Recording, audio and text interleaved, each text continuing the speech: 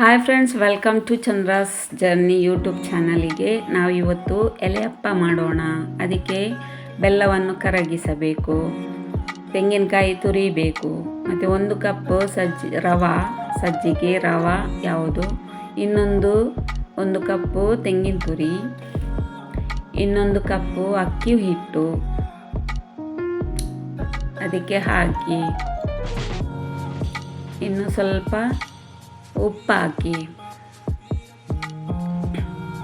ಇನ್ನು 4-5 ಗೋಡಂಬಿ ಹಾಕಿ, 2 ನೇಂದ್ರ ಬಾಳೆಹಣ್ಣನ್ನು ಸಣ್ಣ ಸಣ್ಣ ತುಂಡುಗಳಾಗಿ ಕಟ್ ಮಾಡಿ.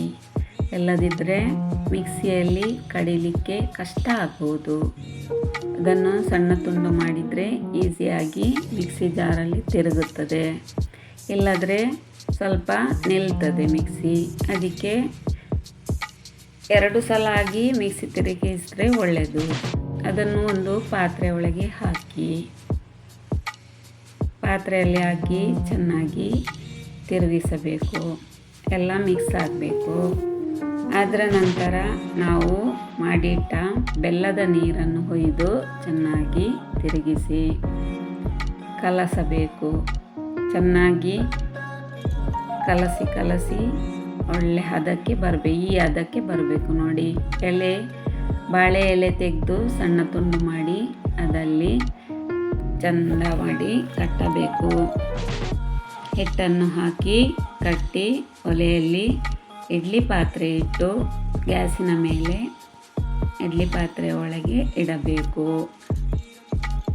ನೋಡಿ, ಬಿಸಿ ಆಗ್ತಾ ಉಂಟು ನೀರು, ಇದನ್ನು ಇಡ್ತಾ ಹೋಗಬೇಕು. ಇಷ್ಟು ಆದ ಮೇಲೆ ಎಲ್ಲ ನಮ್ಮ ಹಿಟ್ಟು ಖಾಲಿ ಆಯಿತು.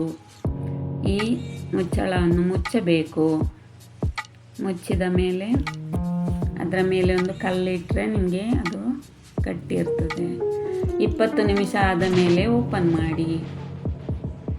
ಓಪನ್ ಮಾಡಿದಾಗ ಈ ರೀತಿ ಕಾಣುತ್ತದೆ ನೋಡಿ ಫ್ರೆಂಡ್ಸ್.